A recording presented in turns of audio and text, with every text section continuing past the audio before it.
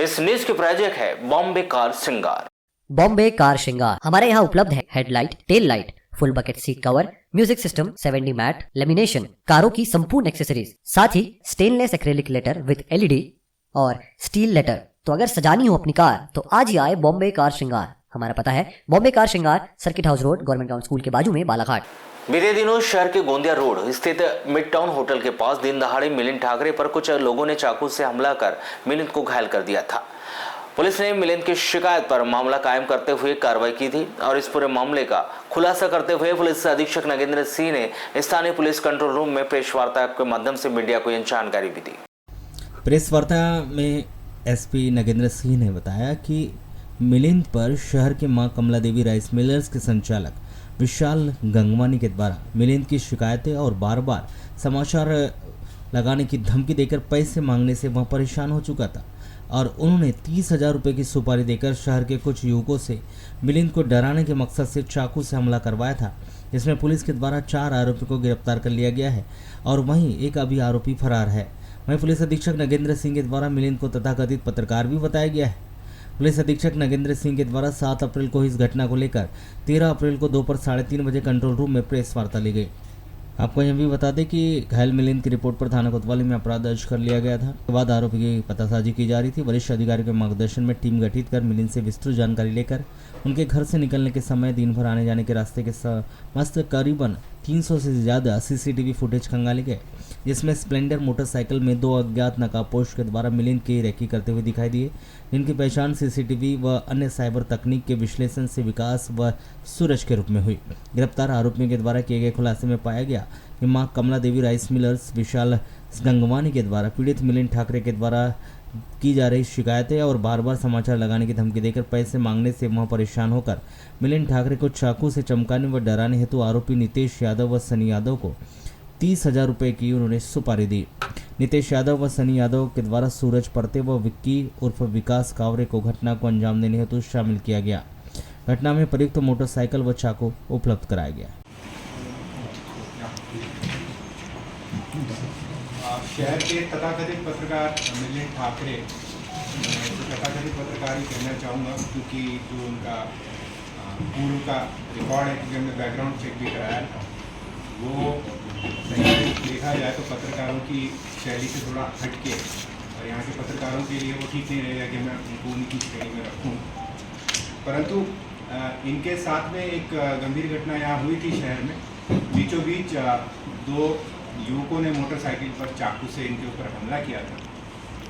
पूरे घटनाक्रम को लेकर काफ़ी संवेदनशीलता शहर में बन गई थी, क्योंकि ऐसी पहली घटना हमने देखी शहर में कि सरेराह किसी को चाकू मारा गया। हमने आसपास के चारों थानों की टीमों को सक्रिय किया, करीबन 300 से अधिक फुटेजेस को अलग अलग जगह पर देखा, टेक्निकल एनालिसिस किया, बहुत सारे पुराने अपराधियों से पूछताछ करी और करीब 3 से 4 दिन की कड़ी मेहनत के बाद पूरे घटनाक्रम का पर्दाफाश करने में हमारी टीम को सफलता हासिल हुई है।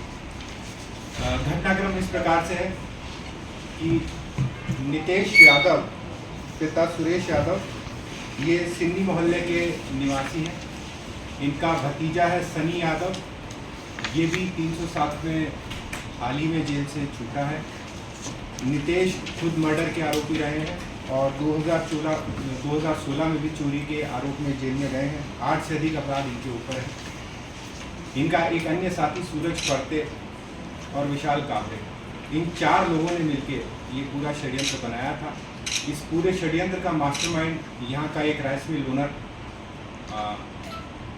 श्री गंगवानी जी हैं, विशाल गंगवानी, वो निकल के आए और पूरे घटनाक्रम को उन्होंने 30,000 रुपये की सुपारी देकर, से सुपारी कहना ही आइडियल शब्द रहेगा, 30,000 रुपये में सुपारी देकर इस घटनाक्रम को अंजाम दिया। जो कहानी और हमने जब इसमें पड़ताल करने का प्रयास किया, इनसे पूछताछ करी, तो चाकू मारने वाले मुख्य तौर पर सूरज परते और विशाल कावरे नाम के 2 आरोपी। इसमें से सूरज परते घटना में प्रयुक्त वेपन और मोटरसाइकिल हमने बरामद कर ली है। विशाल कावरे अभी भी फरार है, लेकिन जल्दी ही वो भी पुलिस की गिरफ्त में आ जाएगा। और शनि यादव और नितेश यादव ने इस घटना की प्लानिंग करी थी रेकी करी थी। लगातार ठाकरे जी की रेकी हो रही थी। पिछले 24 मार्च से इस पूरे घटनाक्रम की प्लानिंग इन लोगों ने शुरू करी और करीबन 15 दिन बाद इस घटना को अंजाम देने में वो सफल रहे। इनका मकसद इन्हें जान से मारना नहीं था, जहाँ तक की जानकारी हमें विशाल गंगवानी ने बताई है। उसका मकसद था कि इसे डराना है, इसे सिर्फ चमकाना है, और इन्होंने चमकाने के लिए यही तरकीब निकाली कि इसे चाकू मारेंगे तो हो सकता है कि भविष्य में थोड़ा सा तर्क हो जाए। कारण मुख्य तौर पे गंगवानी जी की शिकायत इन्होंने EOW और कलेक्टर एवं अन्य कार्यालयों में कर रखी थी। हाल ही में आपको पता है राइस मिलों को लेके एक बहुत बड़ा अभियान यहाँ पे EOW ने चलाया था, जिसमें बहुत सारे राइस मिल ओनर्स उसमें प्रभावित हुए हैं। गंगवानी जी भी उसमें से एक हैं। इन्होंने ख़ास तौर पर एक अन्य राइस मिल ओनर जो सचदेव जी हैं, जिनके समीर सचदेव जी, जिनके प्रकरण में ठाकरे जी को आरोपी बना के जेल भेजा गया है, उसमें ये मुख्य गवाह है। तो गवाह को प्रभावित करने के लिए इन पर लगातार दबाव ठाकरे के द्वारा बनाया जा रहा था, ताकि उनके केस में वो गवाही से मुकर जाए और उन्हें न्यायालय में जो उनके विरुद्ध अड़ीबाजी का एक केस चल रहा है उसमें उन्हें लाभ मिल जाए। इसके अलावा और तथ्य भी हमने जो पता किए हैं यहाँ पे, तो पता चला कि भारी मात्रा में पैसों की डिमांड श्री ठाकरे के द्वारा विभिन्न वर्गों के द्वारा की जा रही थी वर्तमान में। खास तौर पर वरिष्ठ अधिकारियों के सामने अपने संबंधों का हवाला देते हुए, या फिर जैसे वो कभी कभी किसी सीनियर ऑफिसर के पास जाके बैठ जाते थे, जिससे वो एक ऐसी छवि बनाते थे लोगों के बीच में कि उनकी बहुत पहट है और उनकी बहुत पूछ परख है, और उसके आधार पर वो यहाँ के व्यापारी वर्ग में भी और काफ़ी समय से हम देख रहे हैं कि राजनीतिक वर्ग में भी वो अपना दबाव बनाने का प्रयास कर रहे थे और मोटी रकम ऐंठने का प्रयास निरंतर वो कर रहे थे। इनके ऊपर पूर्व से जब श्री ठाकरे का भी हमने आपराधिक रिकॉर्ड चेक किया है, तो टोटल 10 अपराध श्री मिलिंद ठाकरे के ऊपर पाए गए हैं। इनमें से अधिकांश अपराध पैसे मांगने को लेकर, खबर ना छापने की शर्त पर या अन्य चीज़ों को लेकर, समझौता करने को लेकर, किसी में 5 लाख, किसी में 10 लाख, किसी में 12 लाख, जो इनका हो पाए उस हिसाब से इनकी गंभीर शिकायतें हमारे पास प्राप्त हुई हैं। उन सभी प्रकरणों को हम बारीकी से देखेंगे। अब हम प्रयास भी करेंगे कि न्यायालय के जरिए फास्ट ट्रैक करके इनके केसेस में इनको शीघ्र ही न्याय तक पहुँचाया जाए, क्योंकि ख़ास तौर पर ऐसे व्यक्तियों से एक बहुत ही संवेदनशील पेशे की बदनामी हो रही है बालाघाट में, क्योंकि हमने इनकी और अन्य संबद्धताओं की जांच करने की कोशिश की, किसी प्रमुख प्रकाशन से ये जुड़े नहीं। शायद एक वर्चुअल ये न्यूज़ पोर्टल या ऐसा कुछ चलाते हैं जो व्हाट्सएप पे अखबार आता है, और उसी के आधार पर पेपर कटिंग्स के माध्यम से ये स्पेसिफिक किसी अधिकारी को या किसी व्यापारी को टारगेट करते हैं। जब तक वो अपनी मांगें पूरी नहीं करता तब तक उस पर दबाव बनाकर रखते हैं। इस केस में इनका व्यक्तिगत हित भी था, क्योंकि सीधे सीधे गवाह को प्रभावित करने का इन्होंने प्रयास किया है और ये गंभीर मामला हमारे सामने आया। अपितु उनकी सुरक्षा को लेकर, क्योंकि उन्होंने काफ़ी सारे गंभीर आरोप यहाँ पे कुछ यहाँ के जनप्रतिनिधियों को लेकर भी लगा रहे थे या अन्य वर्ग के लोगों को लेकर भी लगा रहे थे, परंतु इस प्रकरण से जो हमें स्थिति स्पष्ट हुई कि ये जो मामला है ये एक राइस मिल ओनर से जुड़ा है, जो अपने व्यापार के बंद होने की कगार पे आ गया था और उसने काफ़ी मजबूरी में विवश होकर इस कदम को उठाया है, परेशान होने के बाद। शिकायत से वो जो कह रहे हैं, जो आरोपी हैं इसमें, वो कहते हैं कि उन्हें 50 लाख का नुकसान हुआ। तो जब किसी व्यक्ति को इस लेवल का वो रहता, तो हमने उनसे ये भी बाद में जानने की कोशिश की थी कि यदि वो पुलिस के पास समय से आते तो निश्चित तौर पर हम भी उनको न्याय दिलाने का प्रयास कर सकते थे, परंतु ये दुर्भाग्यपूर्ण है कि उनके द्वारा सुपारी देकर ऐसी घटना को अंजाम देने का प्रयास किया गया। और जो आरोपी हैं ये मज़ेदार तौर पर सोशल मीडिया में जो कश्यप है आपके उज्जैन से, एक कश्यप, दुर्लभ कश्यप नाम आपने सुना होगा, उसको अपना प्रेरणा स्रोत मानते हैं। एक व्यक्ति, दूसरा अन्य व्यक्ति है जिसे आप बालाघाट का मानिया सुरवे भी कह सकते हैं, क्योंकि वो मानिया सुरवे के बहुत स्टेटस लगाता है।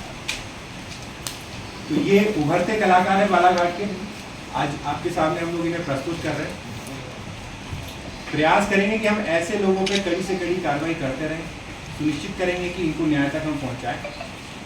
फरी से मेरे पीछे पड़े हुए थे मिलिंद ठाकरे, पत्रकार जो बताते हैं अपने आप को, हमेशा या तो गवाह पलटो, नहीं तो तुम्हारी राइस मिल बंद करा दूंगा। और हमेशा झूठी शिकायत करके कभी 10 लाख की डिमांड, कभी 15 लाख की डिमांड, कभी 2.5 लाख की डिमांड, और हमें जहाँ जहाँ वो घूमते उस हिसाब से डिमांड करते रहते हैं।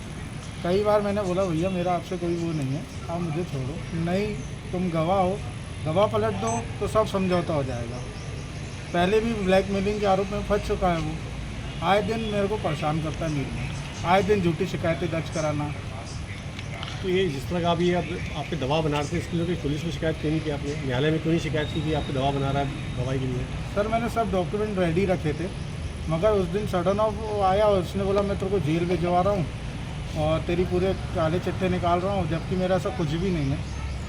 आप लोग भी पता कर सकते हैं। बाकी परेशान बहुत ज़्यादा करने लगा था इसीलिए, और मील ऑलरेडी मेरे ऊपर बाजार की लाइबिलिटीज बहुत है।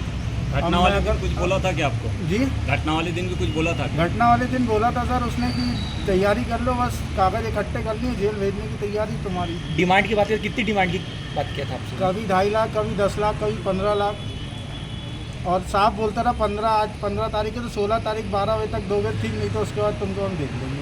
हमेशा ऐसी डिमांड करते।